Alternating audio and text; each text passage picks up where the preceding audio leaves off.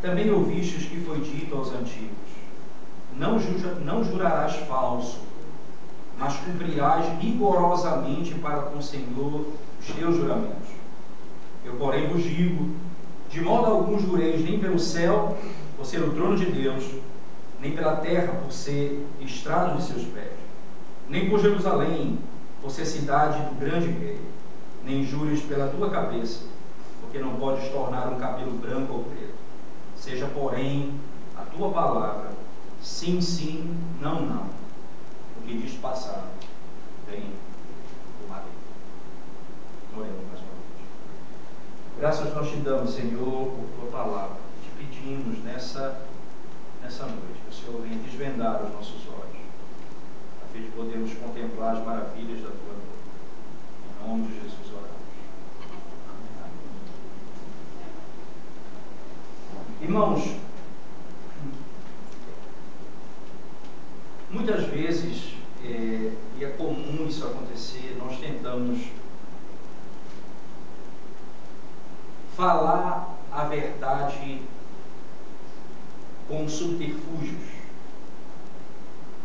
ou falar mentira com estrutura de verdade. Por exemplo, imagine você que os fariseus tinham dificuldade com a questão do juramento em si, porque não se podia jurar, na perspectiva deles, em nome de Deus. Então eles resolveram a questão de maneira simples. Nós vamos jurar pelo templo, por Jerusalém, porque não é Deus, não é em nome de Deus que estamos jurando. Nós estamos jurando por coisas que são menores. Se são menores, então o nosso juramento pode falhar. Se eu jurar em nome de Deus, eu não posso falhar. Mas se eu jurar, se eu fizer um voto em nome de elementos que são inferiores a Deus, que estão relacionados a Ele, mas são inferiores a Ele, eu posso quebrar o meu voto. Na realidade, é um subterfúgio com o objetivo de preparar o caminho para não cumprir aquilo que ele votou. Se eu votar em nome de Deus, a coisa é mais complicada. Se eu votar em nome de Jerusalém, é a cidade. Se eu fizer um voto pelo trono, não é o problema, não é Deus, é o trono. Há uma tendência, não é, aqui descrita no texto, em que os fariseus, de maneira direta, os escribas de maneira direta, tentam, de alguma forma, estabelecer um padrão que não é a verdade. Nós vamos entender aqui, à luz desse texto, que o problema central não é o voto, mas a falsidade, a falta de verdade, a tentativa de enganar, é fazer um juramento com a intenção de não cumpri-lo, e jurando por coisas inferiores. Nós vamos aprender que o problema todo aqui, ele tem sua origem no maligno. Você pode anotar que o texto encerra, no verso 37, dizendo: seja, porém, a tua palavra sim, sim, não, não. O que disto passar vem do maligno. A falta de verdade, a mentira é maligna. Está escrito isso na palavra de Deus, em João, no capítulo 8, verso 44, que quando Jesus se dirige ao discípulo, fala: vós sois filhos do diabo, que é mentiroso e homicida desde o princípio. Ele é mentiroso e homicida desde o princípio. Então, o conceito de mentira é literalmente ligado a Satanás. Bem, e se nós retornarmos à primeira mentira histórica, dentro da história da redenção e dentro da história como um todo, nós vamos cair na tentação de Satanás, Satanás tentando Eva. Perceba que ele mistura verdade com mentira. Ele entra no diálogo com ela, misturando verdade e mentira. Até quando ele chega a afirmar toda a mentira. Mas antes de afirmar toda a mentira, ele joga com meia verdade. Ele passa a trazer a mentira revestida com uma interpretação racional muito interessante. Ele fazia muito bem para a mulher. Se você comer do fruto dessa árvore, não vai acontecer o que Deus disse para você. Você vai ser como ele. E o que ele tem medo, na realidade, é que você seja igual a ele. É tão interessante, não é, que quer dizer, Deus coloca uma árvore para tentá-la, mas ele tinha medo que essa árvore tornasse a mulher ou o homem igual a ele. Ele coloca uma tentação que ele tem medo que aconteça. É uma coisa que não parece tão sábia, não é? Da parte de Deus, se a serpente tiver certo. Quer dizer, Deus está dizendo, essa árvore aqui vai te fazer igual a ele. Ele não quer que você coma por isso. Para que ele botaria a árvore ali? Se ele tinha medo disso. Mas o argumento da serpente, revestido de mentira, leva ao pecado. Confiança. Como você confia? Como é? Quando a pessoa fala a verdade, ela diz uma verdade. Como é que você sabe que ela está falando a verdade? E tem gente que tem a prática de mentir com tanta força, tanta clareza, mente tão abertamente, que para alguém acreditar nela tem que fazer um juramento. Eu juro que isso é verdade. Quando vê a pessoa jurar toda vez por alguma coisa, é porque as pessoas não confiam muito no que ela fala. A pessoa tem que jurar, toda vez que vai falar, contar uma história, eu juro que isso é verdade. Porque as pessoas têm dificuldade de acreditar nela. E ela se interpõe com o juramento para poder acabar com toda e qualquer dificuldade de acreditar naquilo que ela está falando. Agora, aqui, irmãos, nós temos, na realidade, não a condenação do juramento. O que nós temos aqui é a condenação do falso juramento. O que está em xeque aqui não é jurar, mas jurar falsamente. Até porque as Escrituras Sagradas, elas são muito claras nesse assunto. Não é? Quando nós aprendemos sobre o juramento nas Escrituras Sagradas, elas são muito claras. E jurar falsamente, que mandamento eu quebro com esse juramento? Eu quebro o terceiro mandamento. Quando diz, não tomarás o nome do Senhor teu Deus em vão. Quando você faz o juramento em nome de Deus, você está quebrando o mandamento de Deus de maneira direta e objetiva. Você está quebrando o mandamento de maneira direta e objetiva. Você está mentindo com o nome dele. E o nome de Deus é verdade. Deus é verdade. Seus atributos revelam quem ele é. E se eu uso o nome dele para fazer um falso juramento, eu estou quebrando o terceiro mandamento. Eu estou tomando o nome dele em vão. Qual foi a solução que eles encontraram? Jurar por coisas inferiores a Deus. Com isso, eles achavam que esse juramento podia ser quebrado. E exatamente o que o texto está tratando. Se você voltar comigo no texto de Mateus, você vai ver, também ouvistes que foi dito aos antigos, não jurarás falso, mas cumprirás rigorosamente para com o Senhor os teus juramentos. Eu, porém, vos digo, de modo algum jureis nem pelo céu, por ser o trono de Deus, nem pela terra, por ser este estrado aos seus pés, nem por Jerusalém, por ser cidade do grande rei, nem jures pela tua cabeça, porque não podes tornar um cabelo branco ou preto. Veja, o que ele diz? Ele diz, não jureis pelo céu. Jurar pelo céu, então eu juro pelo céu que eu vou fazer isso, eu faço um juramento. Isso, o céu não é Deus, então eu posso quebrar esse juramento. Ele diz, se jurar pelo céu, é o que?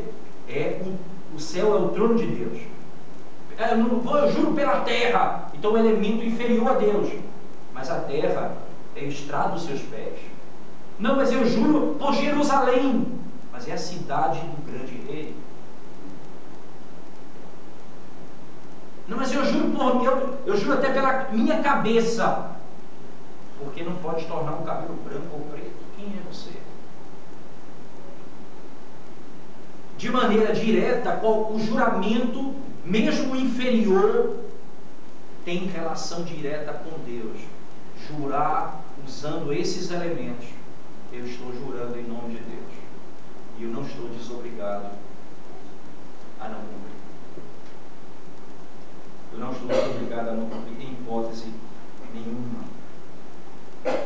O que está sendo encorajado aqui, irmãos, o que está sendo o foco desse texto é na fidelidade, na verdade.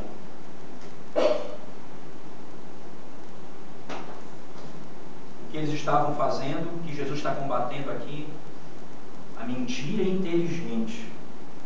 A mentira inteligente.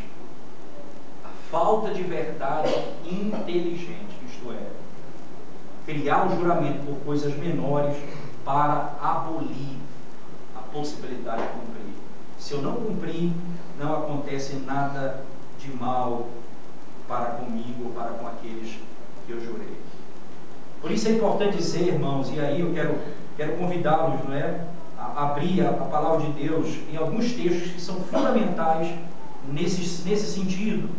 Primeiro, a Escritura Sagrada, ela nos mostra que o foco do problema aqui está diretamente ligado à importância de falarmos a verdade, de sermos leais, falarmos aquilo que é de fato a verdade.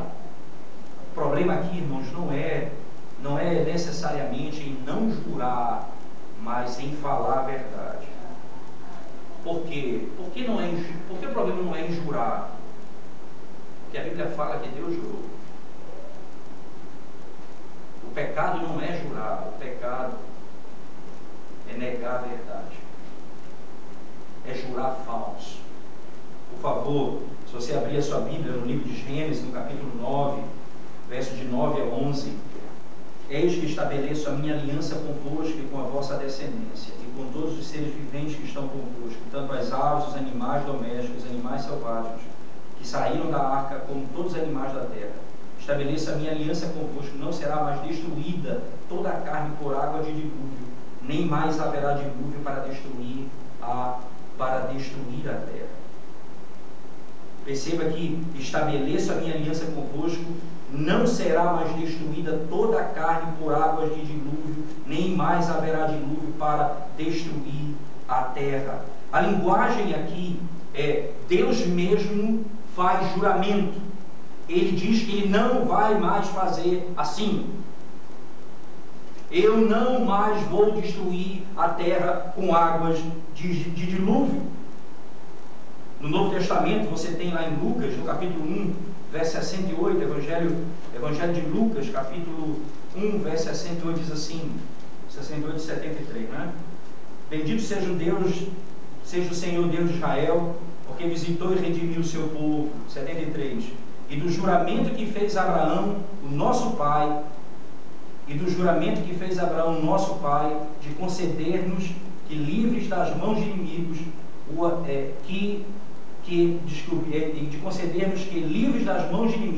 o adorássemos sem temor. 73. E do juramento que fez a Abraão, nosso pai. Ele fez juramento a Abraão, nosso pai. De maneira clara, o livro de Atos, no capítulo 2, por favor, verso 27 a 31, diz: porque não deixarás a minha alma na morte, nem permitirás que o teu santo veja a corrupção. Fizeste-me conhecer os caminhos da vida, encher-me-ás de alegria na tua presença. Irmãos, seja-me permitido dizer-vos claramente a respeito do patriarca Davi, que ele morreu e foi sepultado, e o seu túmulo permanece entre nós até hoje. Sendo, pois, profeta e sabendo que Deus lhe havia jurado que um dos seus descendentes se assentaria no seu trono, prevendo isto, referiu-se à ressurreição de Cristo. Ele havia jurado que um descendente se assentaria no seu trono. Percebe que o juramento não é o problema, porque Deus, na Escritura Sagrada, faz juramentos. É óbvio que é importante nós entendermos isso, que talvez o texto mais claro que explica esse assunto seja Hebreus, no capítulo 6, 17, que tem a referência direta ao juramento de Cristo, no juramento de Deus, né?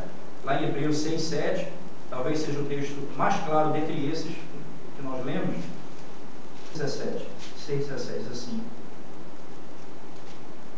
Por isso, Deus, quando quis mostrar mais firmemente aos herdeiros da promessa a imutabilidade do seu propósito, se interpôs com juramento.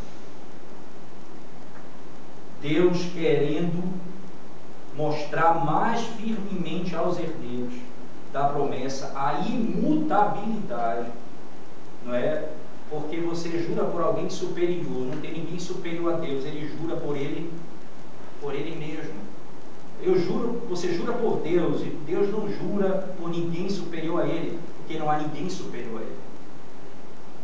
Então o juramento aqui tem um objetivo, segundo o texto. Aqui nós temos a primeira vez a intenção do juramento de Deus, que é poder mostrar com mais firmeza aquilo que ele vai fazer, para mostrar que não há dúvida daquilo que ele vai fazer. Ora, o juramento de Deus é a segurança de que ele vai cumprir a sua palavra. Isso então, irmãos, não é um problema. Então o texto ali não está em hipótese nenhuma estabelecendo que o juramento não deve ser feito em nenhuma ocasião.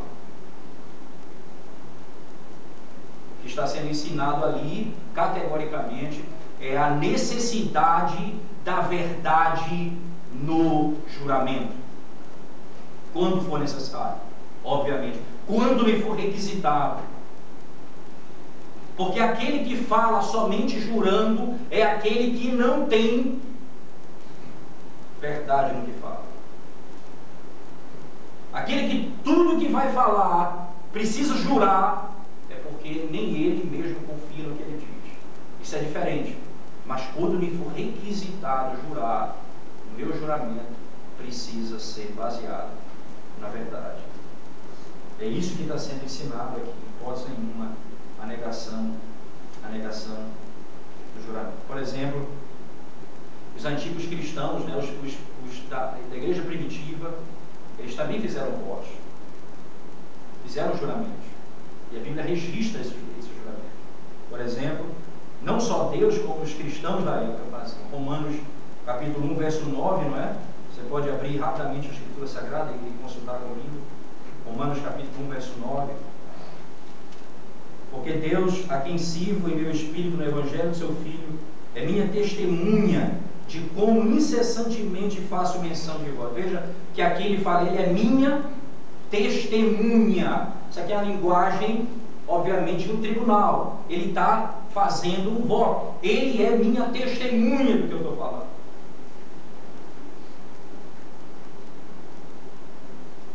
Isso é feito na Escritura Sagrada.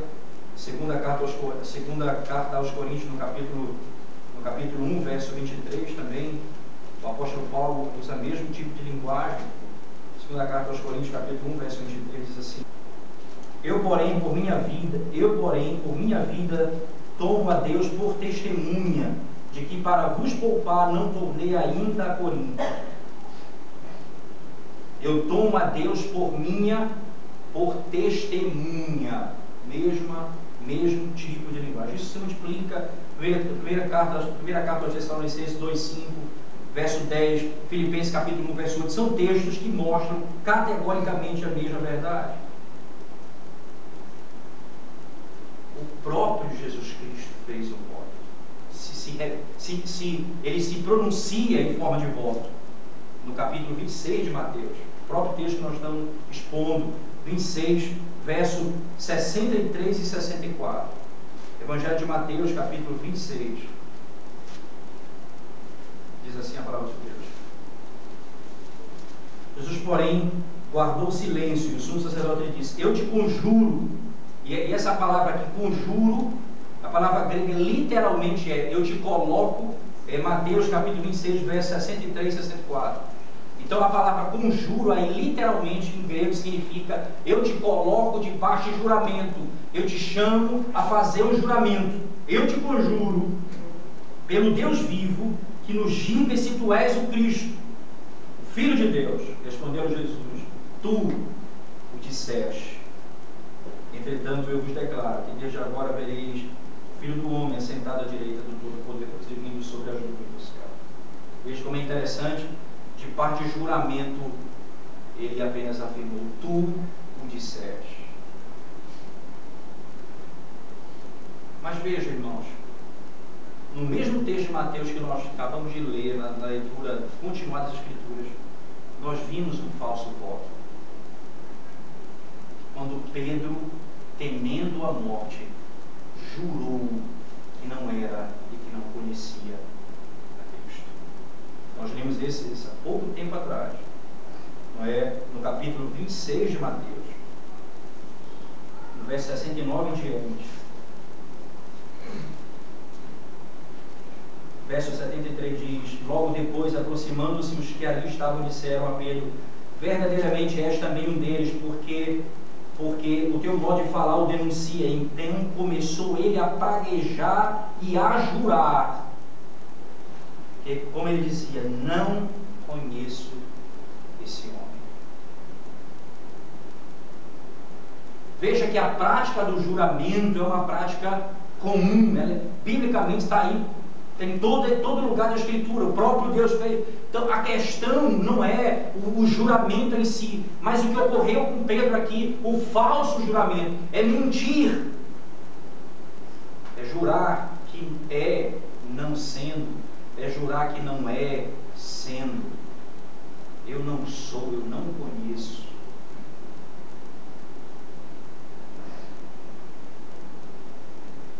O que nós temos aqui, irmãos, voltando para o nosso texto-chave, fundamental, texto de Mateus 5. Aparentemente está sendo dito com todas as letras, não é? Porque o confronto de Jesus aqui com a lei, a interpretação dos fariseus era: também ouvistes que foi dito aos antigos, não jurarás falso, mas cumprirás rigorosamente para com o Senhor os teus juramentos. Os teus juramentos. Eu, porém, vos digo, de modo algum jureis, nem pelo céu, por ser o trono de Deus, nem pela terra, por ser estrada dos seus pés, nem por Jerusalém, por ser cidade do grande rei, nem jureis pela tua cabeça, porque não podes tornar um cabelo branco ou preto. Eu, porém, vos digo, de modo algum jureis. Então essa expressão, ela faz com que, por exemplo, os anabatistas, testemunhos de Jeová, eles não façam, por exemplo, não servem, eles não vão participar ser oficial de justiça, oficial da Marinha, do Exército.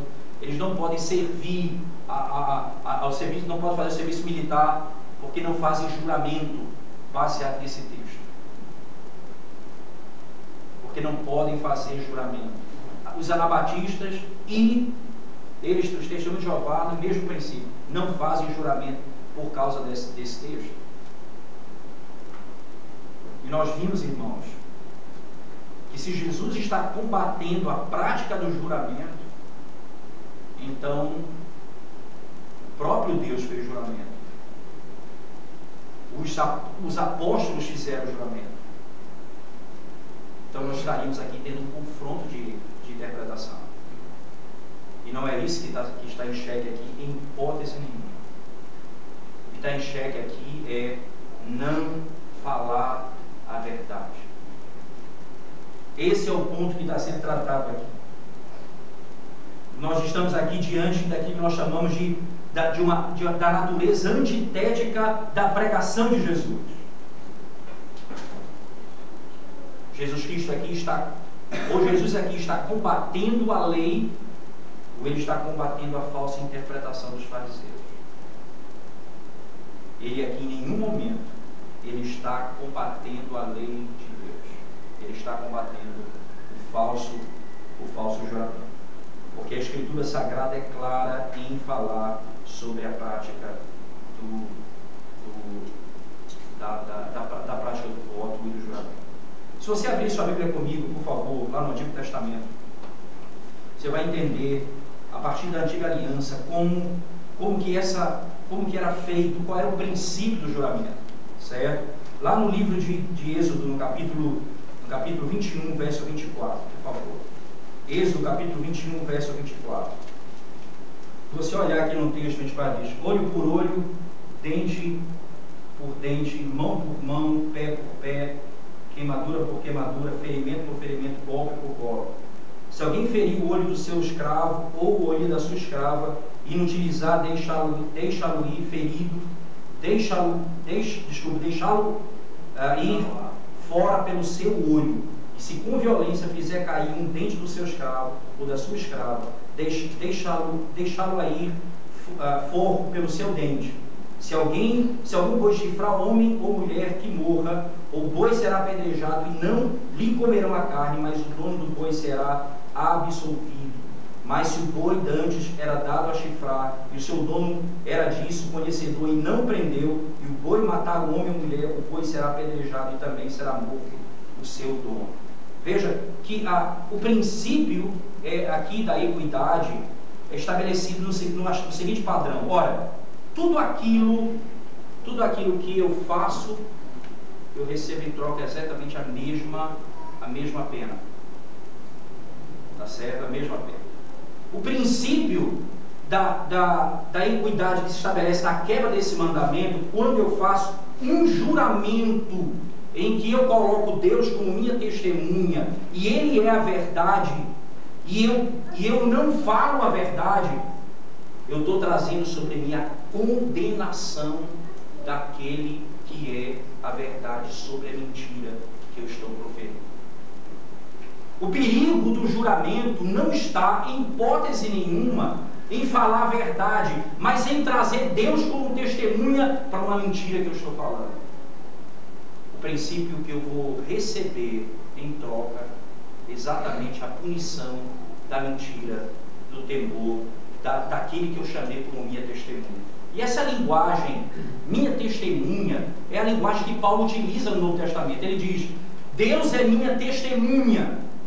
Veja que seriedade. Ele chama Deus como testemunha para aquilo que ele está fazendo. Ele é a testemunha daquilo que eu fiz. É como num tribunal, você chama testemunha para provar a sua inocência. As pessoas vão falar a verdade. Eles viram. E Deus, nesse caso, é a minha testemunha, que Paulo chama.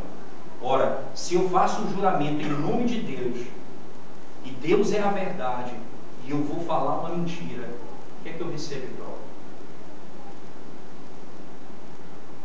Condenação pela mentira do falso juramento. A base é a pena aplicada com equidade.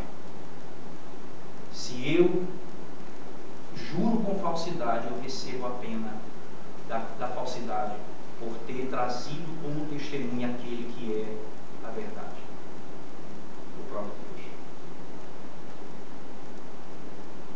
A Escritura Sagrada, irmãos, ela vai nos conduzir de maneira direta para o entendimento de que Deus é a verdade, e aqueles que seguem a Deus falam a verdade. Nós não vivemos na mentira, nem andamos em mentira, nem juramos falsamente. Isso é tão claro, irmãos, que por isso eu até pedi a Confissão de Fé, capítulo 22 da Confissão de Fé de Westminster, diz assim: o juramento, quando lícito, é uma parte do culto religioso em que o crente, em ocasiões próprias e com toda a solenidade, chama a Deus por testemunha do que assevera ou promete. Pelo juramento, invoca a Deus para julgá-lo segundo a verdade ou a falsidade do que jura. Veja, exatamente o padrão. Eu chamo para julgar de acordo com a falsidade ou a verdade do que jura. Veja, a Confissão de Fé claramente não rejeita a ideia de que não pode haver juramento. Ela é feita dessa forma. Segundo parágrafo: o único nome pelo qual se deve jurar, e aqui é importante, é o nome de Deus, o qual se pronunciará com todo santo temor e reverência. Jurar, pois, falsa ou temerariamente, quer por este glorioso e tremendo nome, ou jurar por qualquer outra coisa, é pecaminoso e abominável. Contudo, como em assuntos de gravidade e importância, o juramento é autorizado pela palavra de Deus, tanto sobre o Novo Testamento quanto sobre o Antigo. O juramento, sendo exigido pela autoridade legal, deve ser prestado com reverência a tais assuntos. Quem vai prestar um juramento deve considerar refletidamente a gravidade de ato tão solene, e nada afirmar senão do que esteja plenamente persuadido ser a verdade, obrigando-se tão somente por aquilo que é justo e bom, e que tem como tal, e por aquilo que pode estar resolvido a cumprir. É, porém, pecado recusar prestar juramento concernente a qualquer coisa justa e boa, sendo ele exigido pela autoridade legal. O juramento deve ser prestado conforme o sentido comum e claro das palavras, sem equívoco ou reserva mental. Não pode obrigar a pecar, mas sendo prestado com referência a qualquer coisa não pecaminosa, obriga ao cumprimento mesmo com prejuízo de quem jura. Não deve ser violado, ainda que feito a herege ou infiéis. O voto é da mesma natureza do que o do juramento. Deve ser feito com o mesmo cuidado religioso e cumprido com igual fidelidade. Deve ser feito da mesma forma e deve ser cumprido com total fidelidade. Ora, irmãos, a confissão resume diretamente o princípio estabelecido nesse texto. O que Deus está proibindo aqui não é o não fazer votos, mas evitar o voto por qualquer razão. Votar porque quem faz isso é aquele que não consegue falar a verdade, é aquele que o sim dele é não e o não dele é sim. Mas quando necessário fazer um juramento, ele pode ser feito e deve ser feito solenemente como descrito na palavra, em que a verdade precisa ser o ponto primordial do juramento. Por quê? Porque a minha testemunha é Deus. Se eu for jurar por qualquer outra coisa, pelo Estado, eu estou pecando. O juramento só pode ser feito em nome de Deus. Não faça pelo trono, não faça por Jerusalém, não faça por nada que seja menor do que Deus, para que você não imagine que você pode descumprir a sua promessa porque você jurou por alguém inferior. O que precisa ser combatido é o não falar o não falar a verdade e não ser sincero naquilo que falamos. Isso, irmãos, é algo que nós podemos dizer sem medo de errar. Essa é a característica da igreja, é a verdade. E a característica de Satanás e seus seguidores é a mentira. Nós não deveríamos nos associar em hipótese nenhuma com nenhum tipo de mentira, porque é contra diretamente a vontade de Deus. Isso, irmãos, é um princípio que talvez nós tenhamos que ter na nossa mente de maneira clara. Eu preciso sempre falar a verdade. Quando for preciso fazer um juramento, que eu for convocado a fazer um juramento, eu vou fazê-lo com a consciência de que estou falando a verdade. Mesmo que eu tenha que pagar pela verdade.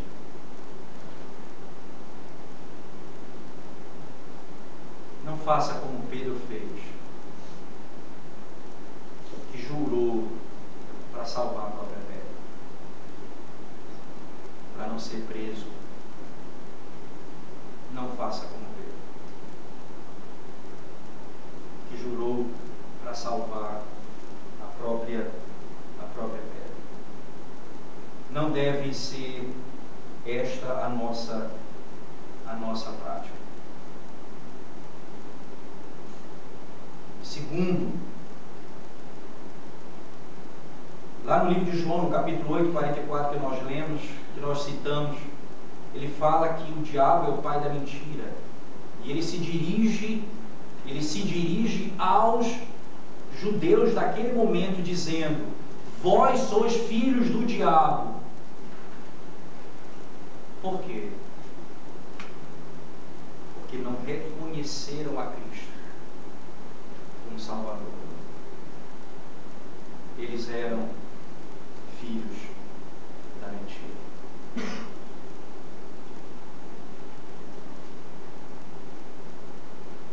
O filho da mentira, o que anda na mentira, é aquele que não reconhece a verdade, não reconhece aquele que é a verdade. Em última análise, viver na mentira é rejeitar a verdade, o Salvador. Porque foi exatamente isso que Cristo disse a eles: vocês são filhos do diabo, que é mentiroso e homicida desde o princípio.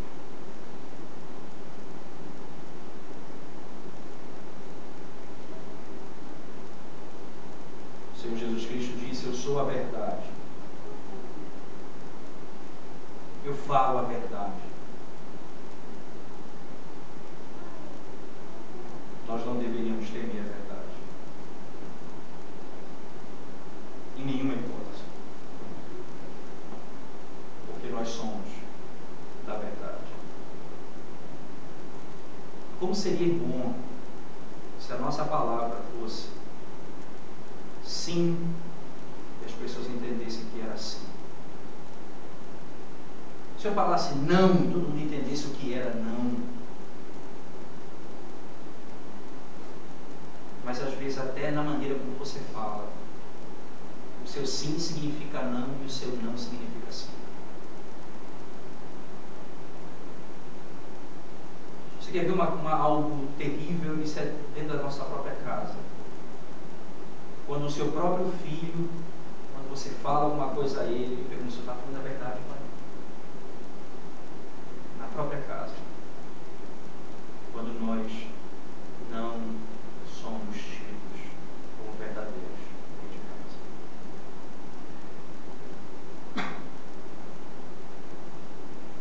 Mas isso é certo mesmo, é assim mesmo. O Senhor está falando a verdade. Deveríamos falar a verdade. E os nossos filhos serem os primeiros a reconhecer que nós somos da verdade.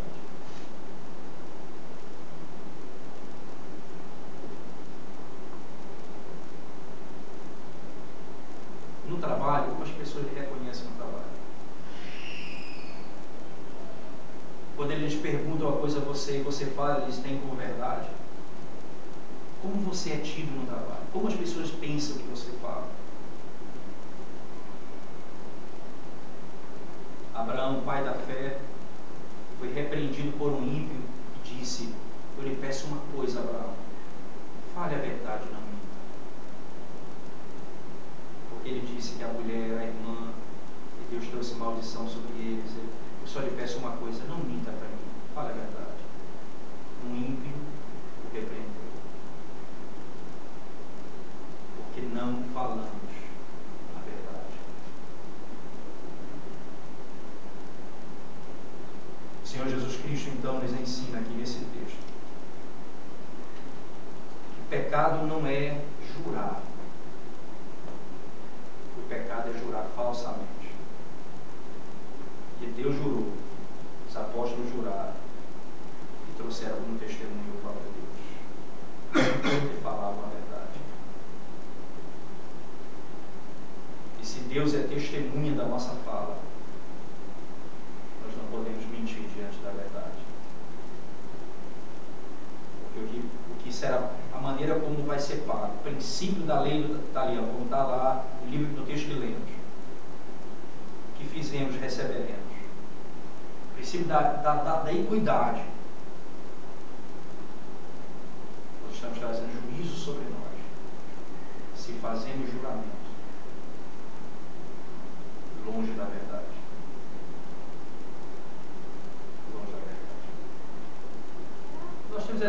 juramento no culto, não é? Por exemplo, quando você vai fazer a ordenação de pastores, nós temos sofrido na sua geração isso.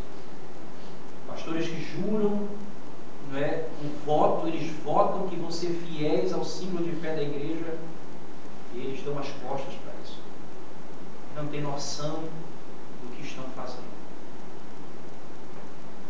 Quando vamos casar e fazemos votos solenes diante de Deus e dos homens, que nós vamos ser fiéis até que a morte nos separe, que nós vamos respeitar, amar, são votos que nós fazemos diante de Deus e dos homens, e Deus é a nossa testemunha, porque fazemos na presença dEle.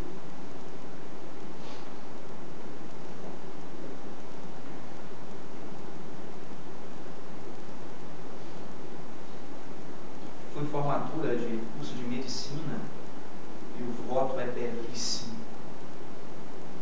É algo que você, eu não estou sendo hipócrita, seus olhos enchem de lágrima da grandiosidade do ministério de um médico. Aí você vê o tempo passar e vê homens que não têm amor à vida, perdem um prazer, trabalham só por dinheiro, a vida humana não tem valor nenhum, não é um sacerdócio. Tantas profissões.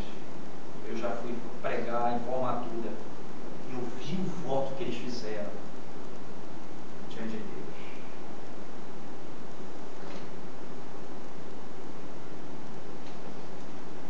Vocês não pecaram quando fizeram o voto. Vocês pecaram talvez se o fizeram sem saber o que estavam fazendo, sem ter a consciência do que estavam fazendo, ou falsamente.